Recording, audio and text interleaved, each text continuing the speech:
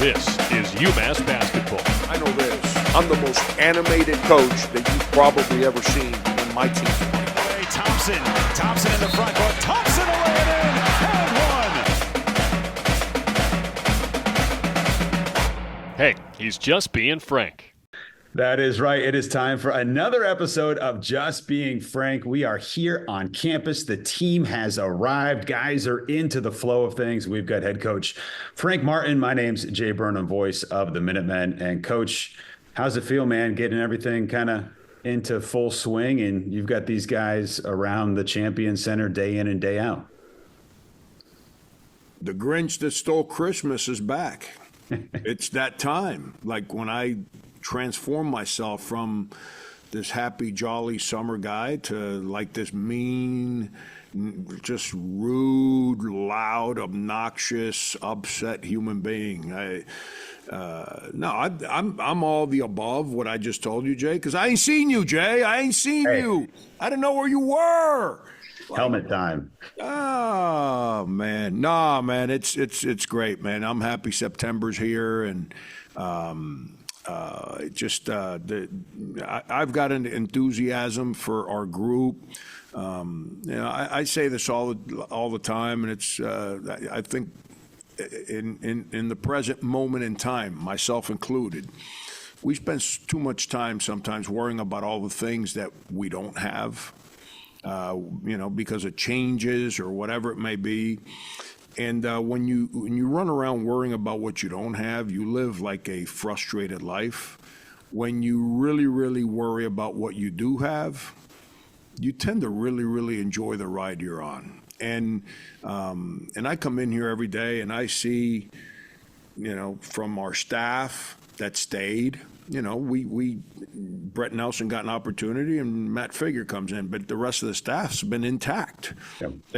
They've stayed. So obviously they really enjoy being a part of this here right now. And then you talk about Rasul Diggins, like Jay, you've seen it. We don't speak about things because we talk basketball and all that so much. Like, you remember Rasul Diggins when you first saw him here on our practice? Yeah, it's almost like around? This was one of the reasons why it was so much fun to be in college sports, because you got to see a guy, what he was, as a freshman, and sophomore, and then who he is as a man 3 years later. It's unreal. It's like he's in a completely different space, which is normal for the majority of guys that stay in college and stay at one place, and they just dig in and try to learn and grow. Because at the end of the day, all of us that work at college, like, my job depends on winning and losing games. And anyone that tells you differently is lying. But I can't worry about that. Because if I do, then I can't help the players. I'm just trying to help to score the game. And I'm all about the players. I'm not about to score the game. Now, when the game starts, nobody wants to win more than me. But when the game ends, I'm all about the players again. And it's seeing guys become who Rasul Diggins has become, like his personality, his enthusiasm for every day. It's fun to be around. His interviews, listening to him speak, and the excitement that he has. He's letting people really see who he is rather than try to hide all the time, being a shy kid. And then you look at Jalen Curry, Marquis Worthy, all those guys, Tariq Foster.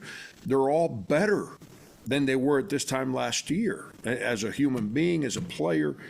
So we got 7 of them, Raleigh Castanera and those other 6 guys. And every one of them is like, man, they love it here. They're happy. They work. They're better than they were a year ago. So I put my focus on that, and that has me really excited. It helps that it's been absolutely gorgeous for the last month here in Western Massachusetts. But okay, so we haven't done one of these since the non-conference schedule was released, and then a couple of days ago you made an announcement about a really awesome exhibition game against Providence. But before we get to those, I'm going to spring some news on you that just literally broke as we were coming on to this Zoom, which was the guy guy who you and I know and love, Tyler Murray, who's the radio voice for UMass when I'm on the TV side here at home and does a lot of our hockey on TV on Nesson, just got hired as the radio voice of the New York Knicks. So we say congratulations to him. He's on his way to Madison Square Garden, and wow! I know he sends his best to you through me about all the good times we've had here at UMass. That is awesome, right? Oh wow, that is awesome! Can you imagine going into work and you're the voice at Madison Square Garden for the Knicks? Like. And he grew up a Knicks fan, so it's like this wow. dream come true. And hopefully there'll be some tickets for you and I in the near future. So I just wanted to start with that. Congrats. Whoa. Hopefully. What do you mean hopefully? There better be. I mean, there better be 2 seats there with the words Burnham and Martin. Like, are you kidding me? What do you mean hopefully? Like, we'll let him get established first before we start asking for favors. So congratulations. That's great. Coach, you guys had this. I thought this was a really cool announcement on October 26th at 4:00. There's a charity event that you've teamed up with Providence to run an exhibition game down at, I think it used to be called the Dunk, right? And they changed the name on that, the Pavilion in Providence. How did this kind of exhibition come to light for you, and what is a great program out of the Big East?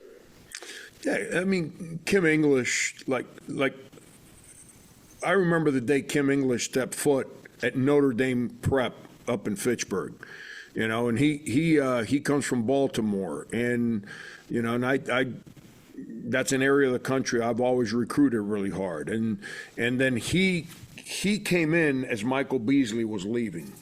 And so I've known Kimmy for forever as a human, as a player. Then, you know, he goes to Missouri, so we end up competing against each other a lot. And, you know, he was a heck of a player, unbelievably competitive, incredibly smart on the court. No surprise he's a basketball coach, the way he played the game. Lived the dream, playing professionally. And then, you know, he said, you know what? I'm done with this playing stuff. I'm just going to go coach. And, you know, he ended up as Rick Barnes' assistant at Tennessee. So competing against, like when he got to Tennessee, that's when my better South Carolina teams were rolling. And, you know, and then he becomes the head coach of George Mason. And little do you know, I end up in the same league as him. And now he's at Providence and I'm at UMass. And we haven't been able to get to a place where playing that regular season game consistently is part of the conversation. But we both respect each other too much and have an opportunity to do something that's good for basketball in the area. And you know, we had to elevate our program. You know, it's just like, you know, at UMass, and I represent UMass, so I'm not speaking down on UMass. But when someone's established up here, I mean, they were Big East champs 2 years ago. I mean, you're established up here. You don't just play anybody. You get to pick and choose who you play. That's the way it works. Well, if I want to have the opportunity to play them, I got to elevate our program. And that's what we've been trying to do. And he's watching. Kim and I, we speak all the time. He's watching. And it made perfect sense to try and start this again because, you know, we work real hard to create a style of play here that Kim has competed against as a player and as a coach. So he knows that if I can do my part and our players do our part, it's a game that's going to prepare his team for the season. And then obviously playing, they're going to end up being one of the top 20 teams in the country. I mean, they're really good. So that's going to prepare us for our journey. And it gives us, in this moment we're all in with so many new players, it gives you a quick read as to how guys on your team are going to handle things. You know, one thing is handling things when things are easier. Another thing is handling things when things are really complicated. And, you know, you need a little bit of both to figure your guys out. And so that's going to give us a lot of insight. And then lastly, Jay, so I don't go off on a tangent here and end up dragging you into a 40-minute conversation into a 20-minute window, which, by the way, I'm pretty good at, Jay. But it's great for basketball. New England basketball is really good. We've talked about this before. You go into the other, basketball markets, and all those schools play each other, whether they're in the same league or not. And this is great for basketball, for the pocket, the area. Too many good high schools, good high school coaches, AAU coaches. Too much history for these games not to be played. Well, I think, correct me if I'm wrong, but first of all, the proceeds for the ticket sales will benefit the Rhode Island Free Clinic and the Bay State Children's Hospital. Mm-hmm. And this was one of those changes a few years ago that the NCAA allowed teams to play these charity exhibitions and allowed you to then kind of add another exhibition game. So this is, I think, a great usage of that. And to use your words there, prepare your team for what's going to be a very difficult non-conference schedule as we get into it, because you're going to be able to kind of know where you stand right off the bat after facing, as you said, a top 20 team. Yeah, absolutely. I'm not into we live in a space, man, where we're always trying to blame somebody. I'm not into blaming. I'm into fixing and growing. That's what I'm into. And I just, when I'm privy to be part of some of these meetings that I've been fortunate to be on committees that have all these conversations on the changes that need to happen and things of that nature, I'm very vocal on, the rules that for whatever reason made sense in 1970, don't fit the present moment. So change the rules that don't. There's rules that make perfect sense in every decade. We'll keep them. But the ones that don't make any sense anymore, change them. And one of them was this whole, you can't play another Division I in an exhibition. Why? Yeah. I'm like, who's getting the secret scrimmage, right? Why? I'm a basketball coach and I coach the men, so I speak for my sport. I don't speak for anybody else. Men's basketball, that NCAA tournament, provides 95% of the NCAA budget. Why would we have these opportunities to play exhibition games that benefit those organizations in our communities and not take advantage of that? And then it's beneficial for them and for us as universities and basketball teams. And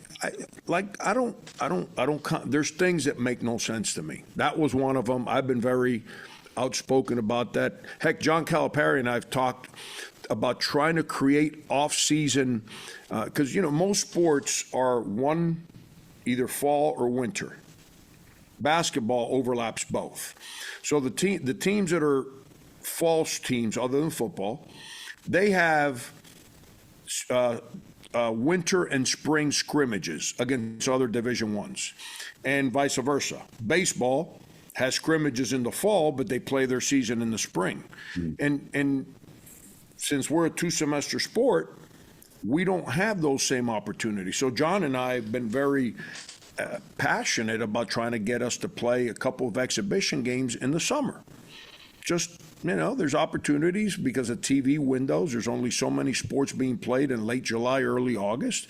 There's a reason. Why do you think the TBT and that 3-on-3 basketball tournament have taken off? They found the soft spot in the world schedule of sports. Yeah, so they got on TV. So why would we not take advantage of those opportunities to continue to build our product and showcase it? So I think this is a great thing. I think it's great across the board.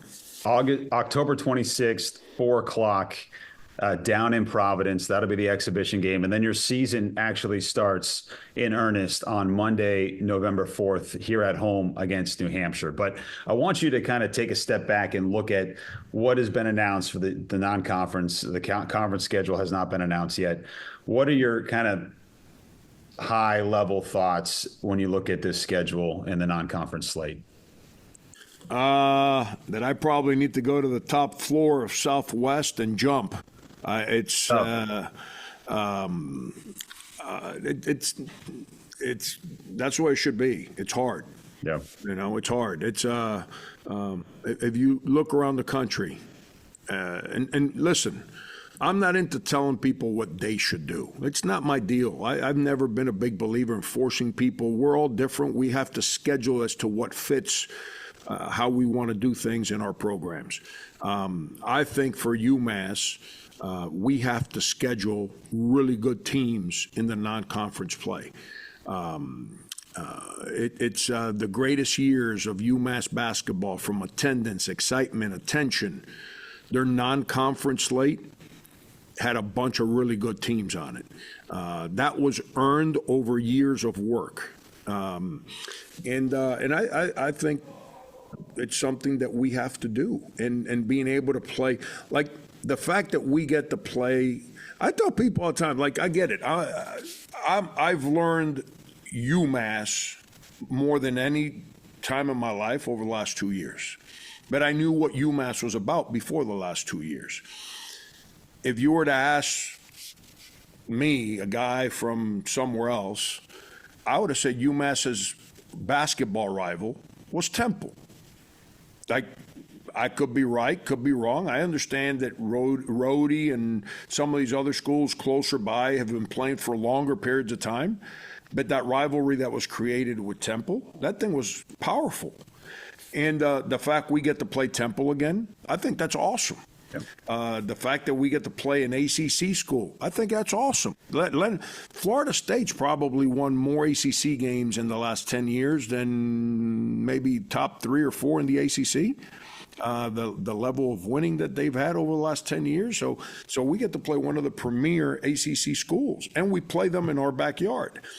To be able to play another game in Springfield against another big-time opponent with Arizona State and the Hurley name, with Bobby Hurley being their basketball coach. And continue to play in that Harvard series. So we're getting into Boston, and we got so many alums, and going into West Virginia, Big 12 school. That's the way it should be. It's a hard schedule, but it's. I mean, listen, hey Jay, here's what happens when you get old. You know what you need. Okay, nothing good comes from easy. You need hard. Yep. So you prepare things that are going to challenge you.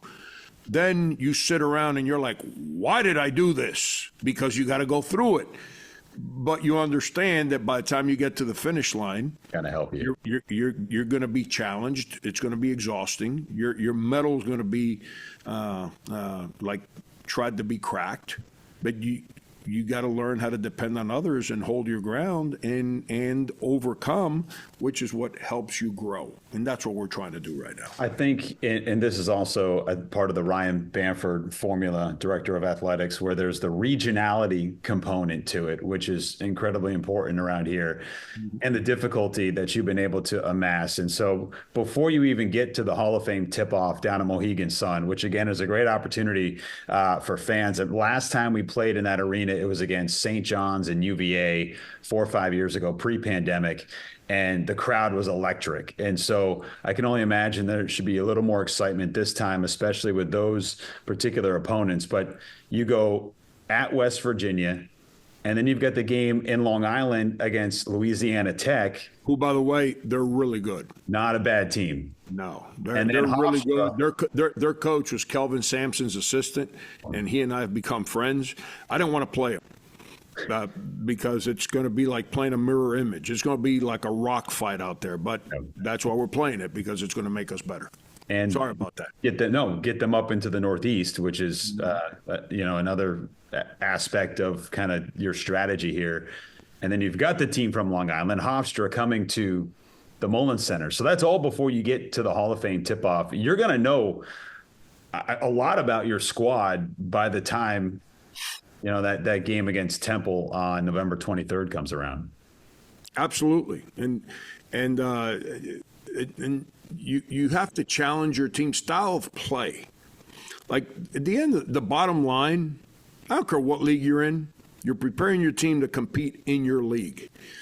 And I have to schedule not just names, like school names, but we also have to schedule style of play. That prepares us for the teams in our league. When you play Louisiana Tech, you're getting ready to go play a similar team to a Dayton or a St. Bonaventure that plays with tremendous size and physicality. And that's what I mean by that. And, you got to keep scheduling teams and styles that prepare you for your league. And but this non-conference slate is set up in a way that's going to prepare us for the non-conference slate, and then collectively should get us ready for the Atlantic 10. Now, does that mean you win? No. But at least it means that you have no excuse for not understanding who you are before you get into the moments that determine who you will be, which is league play. The Harvard game, which, again, is always tricky with those guys, and I think they actually get up to play a little bit more against UMass, will be down in Cambridge on November 27th. And last time we were down there, it was packed with UMass fans. Obviously, we hope to recreate that environment. But, that's one of those games that always seems, I think, from a name standpoint, Harvard has a great reputation, obviously, with their basketball program. And it's never an easy task to take them on. So hopefully you'll have a little bit of a home court environment with the UMass fans in that, and the pavilion there, which is always tiny. Pack them in, Coach. Yeah, no, I mean, we went in there 2 years ago. It was awesome. The place was sold out, people on top of people, and I'm paying attention to the game, not who's in the stands, but the energy felt like it was in our home arena because of the energy that we got from the stands to figure out a way to go win that game, which was a hard game. I just remember that was the Fernandes ankle game, right? Yeah, that's when we lost. That's when we went from 8-1, 9-1 to like scrambling because we lost our point guard there. And then last year they came to us, and it was a high-level game, and it was probably the best non-conference game attendance-wise that we've had since I've been here, and it was. Help me out here. I think it was on a Friday night. It was, yeah, because we had football the next day. I forget where we were, but yeah. And there was a great atmosphere in there. So it makes perfect sense. Tommy Amaker and I, we've served on committees together. He and I are the same age, and and I respect him too much. And he gets his teams to play like with the physicality and style of an SEC school. So it's something that's good, and it gets us every other year into the Boston area. So our fans, like this year, got a place. All our people drive from Boston in here to see us play. It's not bad to take us over there to them so they can see us play in their own backyard. So this will be a slightly abbreviated episode for you, but I do, obviously, as we get into the season, we're going to talk a lot about this team and who these guys are. But there's two guys I believe that weren't here during the summer that are now kind of in, of course, with school starting, and they've made your team whole. And that's Amadou Doumbia, who's the product from Putnam Science, and then Malek Abdel-Gowad, who has arrived from Egypt. So how have those guys been able to acclimate with the other guys who kind of maybe know each other a little bit more because they were together during the summer? They've been great. Maybe the fact that they're both foreign, Malek's from Egypt and Amadou is originally from Mali, but had lived, for 6 years in Madrid, Spain. Maybe because they're foreign, so they're kind of used to having to be the new person in the room and adapt to different cultures, different things. Maybe they that helps them and they're adapting. But they've been great, and we've got a fun group, man. Our group's real welcoming. Our group is has a spirit to it that's enlightening. There's no, excuse my word here, but there's no drag asses. That's we don't have a guy on our team that just shows up every day and he's like, oh man, I gotta practice, I gotta lift weights. Lollygaggers, coach. Yeah, man. There you go. That's a better word. Burnham, that's why I like hanging out with you. It makes me express myself in ways where now people actually like me a little bit better. We'll polish it a little bit, yeah. Who says you can't teach an old dog new tricks here, Jay? But no. On a serious note, we've got a group of guys that they're welcoming. They like in recruiting. When you bring a recruit on campus, those guys are like, they're helping you. I don't have to go ask them like, hey, I need you to go to dinner tonight. No, they find out we have a recruit dinner. I have 5 of them show up. I'm like, yo, they're like, yeah, I get a free meal and I get to help with this. I'm in. And so it's a fun times. And from that standpoint, the hard part comes here in about 5-6 weeks. Yep. When I got to start determining playing time and who can and who can't do certain things, and then the human being part steps in, because we all want to play, we all want to have success, and we all want to do what we think we're capable of doing. But unfortunately, that's not how life works on teams. We have to do what the team needs us to do, and then we'll cross that hurdle when the time comes. But for right now, those guys have been great, and the other guys in the locker room have been unbelievably welcoming. It looked like a big team during the summer, and then you got these 2 guys coming in 6'11", 6'10", athleticism. I mean, it really does seem like there's a lot of toughness and size that you're going to bring to the table. Before we conclude, you mentioned recruiting, and I know we can't go in depth and talk about these things, but you've had some recruits on campus. Give us an update. How are you feeling about, how that wing of your job has been going? It's been great. It's our staff, just like, the team we put together last year and the team we put together for now.